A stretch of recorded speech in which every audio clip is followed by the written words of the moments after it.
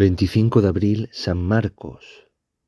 El día San Marcos, el maíz a los charcos.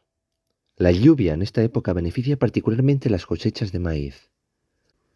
En San Marcos de abril, danse les moces por calzaes y les vaques por hibernaes. Les gordes y no les flaques. Para esta fecha ya debe darse definitivamente por terminado el periodo de estabulación hibernal del ganado y pueden salir a pastar al aire libre, excepto las vacas más débiles o enfermas, que necesitan atención específica. Las personas igualmente hacen la vida normal fuera de las casas. Los garbanzos per San Marcos, semaos y por nacer. La vieja que lo dicía, semaos ya los tenía.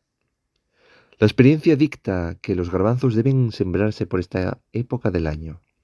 Variantes: los garbanzos per San Marcos, semaos y por ñacer. ¿Qué te parecen los refranes?